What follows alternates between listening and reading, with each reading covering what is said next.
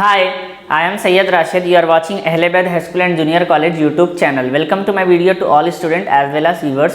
Today just we are continuing our part number 2, chapter number 9, gravitation, physical science, class 11th or we can say intermediate first year. So in today's session we will going to learn about the state Kepler laws of planetary model or planetary motion we can say, and this is one of the important laws and it might be remain in your further studies also if you are looking to take education related to the higher study in physical science, like we have BSc physics with us and we have engineering physics with us. Okay, in that we have same again laws with complete derivation, but as of now just we need to state and look at the glimpse with diagrammatical representation. So I already wrote one law, as you can see on board. Kepler's proposed 3 laws to describe the motion of planets in solar system. So Kepler is a scientist who proposed 3 laws, okay, and the purpose of the law is nothing but to describe the motion of planets in our solar system. That means how planets is moving in our solar system, the motive of these laws. Now Kepler's first law or law of orbit, as you can see that Kepler's first law has one more name like law of orbit. In our previous chapter number 5 we come across that we have laws of motion. For laws of motion we have different names, like first law of motion is also called as Newton's first law or law of inertia we can say. Like that we have different 2 names for this. The law is very easy, just you can remember in few minutes. Okay, listen carefully and look at the board. All planets revolve around the sun in elliptical orbit with the sun situated at one of the foci of the ellipse. We know that all the planets revolving around the sun in elliptical order only, but so just we need to remember few things like around the planet elliptical orbit. From here to here we need to remember with the sun situated at one of the foci of the ellipse. Now diagrammatically also I want to show. Let I am considering here one ellipse, complete ellipse with me. Make sure all the student and viewers I am drawing diagram. Don't tell sir this is not a perfect ellipse. So I am considering this as center. Okay, so this is we can say one of is this is called as usually in intermediate second year 2B you will going to learn details about ellipse, like it has major axis, minor axis, like this. Okay, from here I am putting one line. So this is the I am considering like center. So for that we have different foci. This is nothing but focus 1, focus 2. So both focus together called as foci, and usually the distance between them is nothing but 2a. Okay, so this is the diagrammatical representation for Kepler's first law or first law of orbit. Here also we can write like 2a, and this is the distance.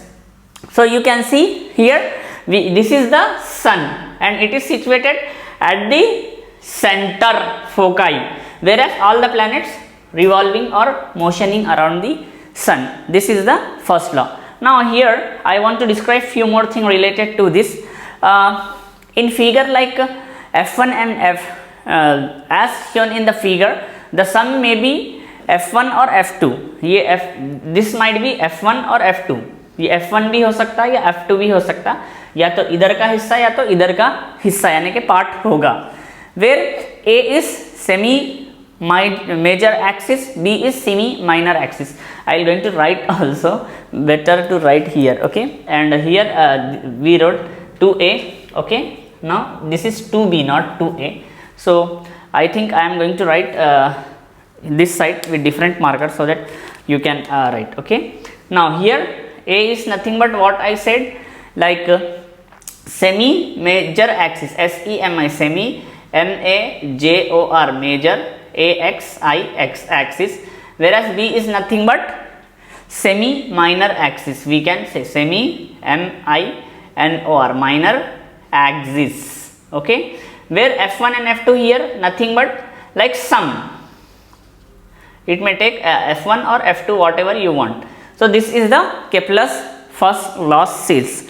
Now coming to the speaking about the Kepler's second law, I am going to write in front of you only. As you can see that the line joining or joins joins a planet planet to the sun swipes equal equal in area, okay, not in equal area, in equal equal interval interval of time time. Here interval is nothing but always we can say time. Now look at here the line joining or joins. Here need not to write two things, so I want to remove like joining.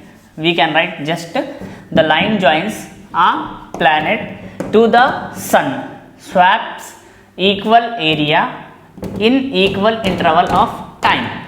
So for diagrammatical representation we can go like this. You can see here this is an elliptical like model or orbit we can say, okay, and we can say that this is an sun, so this will be like this, isn't it? So here we have few things with us, like this is nothing but delta A2 area 2, whereas this is delta A1.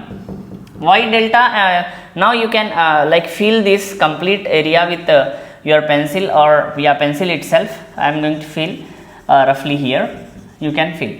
This is delta is nothing. Why delta A and delta A2? Delta A2 and delta A1 is nothing but it is a part of area. If we are considering this complete area as A, okay, and this area is divided into two parts like A1 comma A2, and the part of A1 is nothing but delta A, whereas a part of A2 is nothing but delta A2. Part of A1 is delta A1, part of A2 is delta A2. And we can give this few names also. This point is nothing but like P1, this point is nothing but P2, okay, and whereas this point, this corner point is nothing but we can say like P3, and this corner point is nothing but P4. So for that I am writing few more steps here. You can, or else, okay, I will going to write itself. After that I can explain. Now you can see the very important point I wrote. If you that is remember this point with this diagrammatical representation, then you can easily understand the second law of like Kepler's or law of area. Here you can see if a planet moves from P1 to P2, okay, planet is moving like P1 to P2, okay, and from P2 to P3 in the same duration of time, then the area shift delta A1 and delta A2. As of now you can copy down this Kepler first law and Kepler second law, whereas Kepler third law is very easy. I will going to write and explain.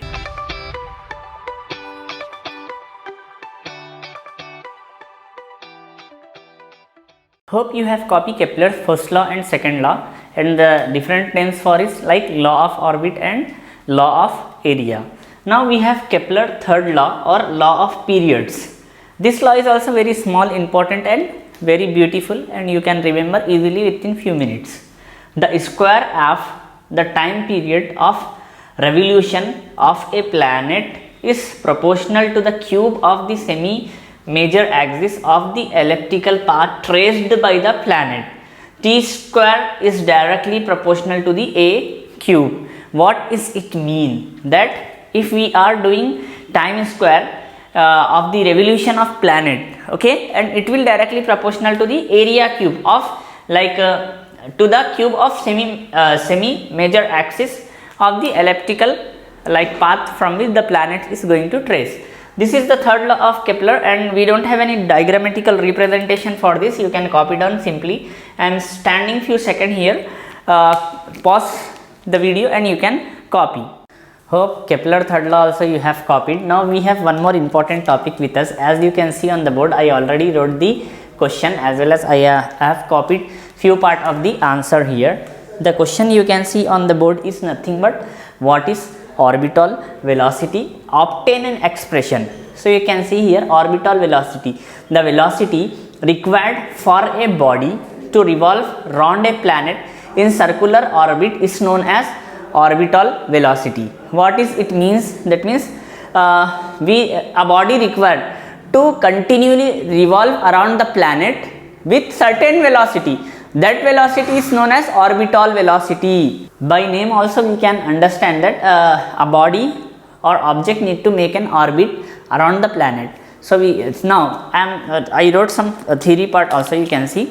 Consider a body of mass, okay, revolving around the earth. Here I am considering from this center, okay, from this center to I am marking one line, and here there is one body of mass small m revolving around the earth at a height h, and the height of the object is nothing but we can say h here. I am writing height here, and height is considered from here to here, and let m and r be the mass and radius of the earth.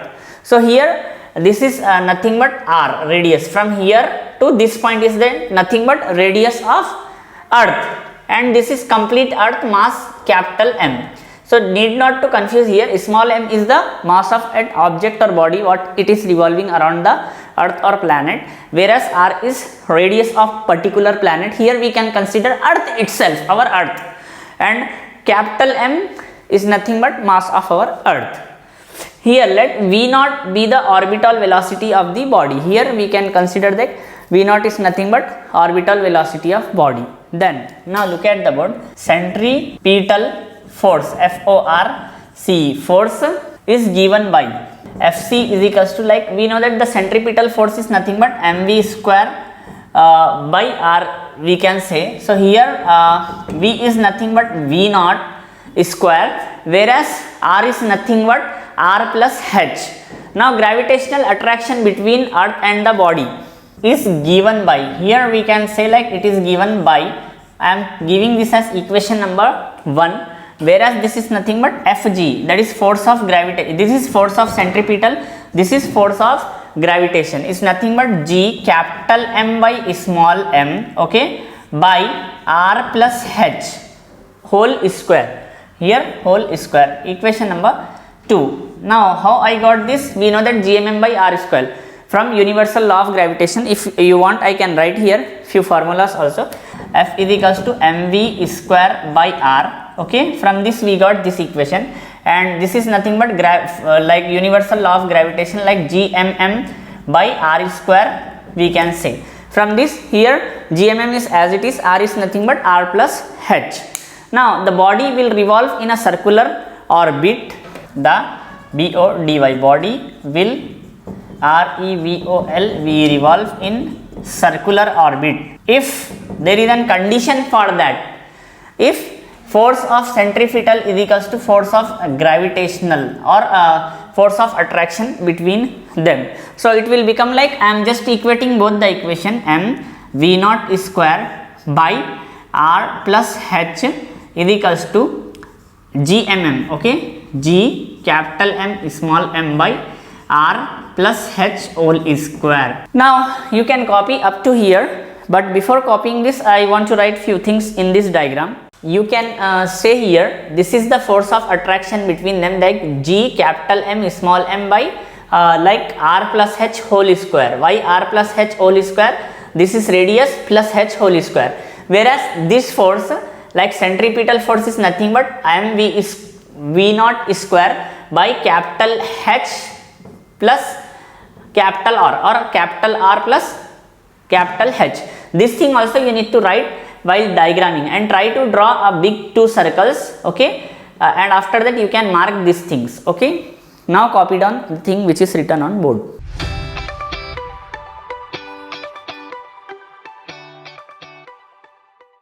Hope you have copied till here. Now how I am doing the derivation, please see carefully. This r plus h, this square get cancel, this small m, this small m get cancel. We remains with us like v naught square, okay, is equals to g capital M by r plus h, okay, whereas v naught is nothing but under root of g capital M by r plus h, isn't it? Till here you can easily understood. Now if the body is revolving in an orbit closer to the earth surface, that is height is very less than, that is radius plus height, then radius plus height is nearly equivalent to radius itself. So then our steps become now V naught is equals to under root of capital G capital M by, it will become only R itself. Why R itself? Because we are taking R plus H as capital R. Now we know that, what we know that, sir, look at here, like we know that capital G M, okay, here I am writing the step BUT, but capital G and capital M is nothing but small g R square. Since we have one tag with us, what is the tag with us? Like small g is equals to like capital G M by capital R square. So from this we got this thing. Now we are just substituting in above, okay, in above, in ABOVE. So instead of GM, now I am writing V naught is equals to, instead of GM is nothing but small g by R square by R under root. Here R get cancelled. V naught is equals to under root of small g capital R.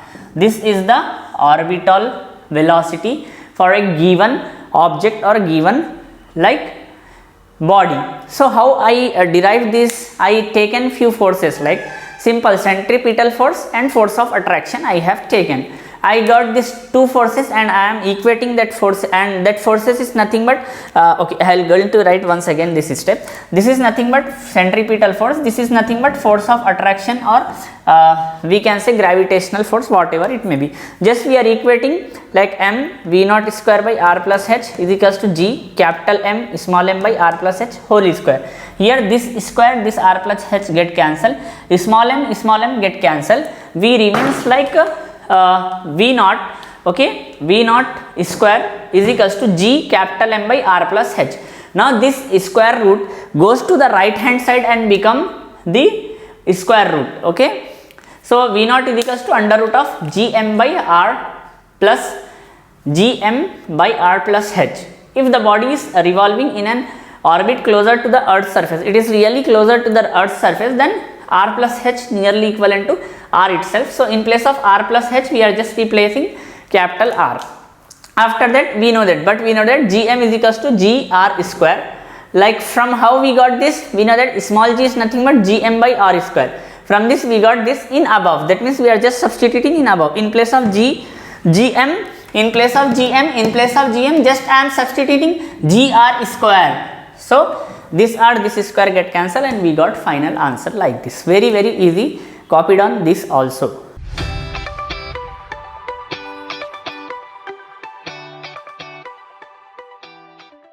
Hope you have copied orbital velocity. We have one more answer with us like escape velocity and its complete derivation. For that I will just giving you a few points. After that I will going to place this answer on your screen. You can go through by yourself. So escape velocity is nothing but the minimum velocity required by a body to be escaped from the gravitational potential energy of the earth is called as escape velocity of an body. Escape velocity usually given by like VE. Okay, what do you understand by this definition? Escape is nothing but we have to escape from something. We have to escape from something. So the minimum velocity required to a body to escape the gravitational potential of earth is nothing but escape velocity. For that we have few expression also. I am putting on your screen. You can go through escape velocity and its complete expression.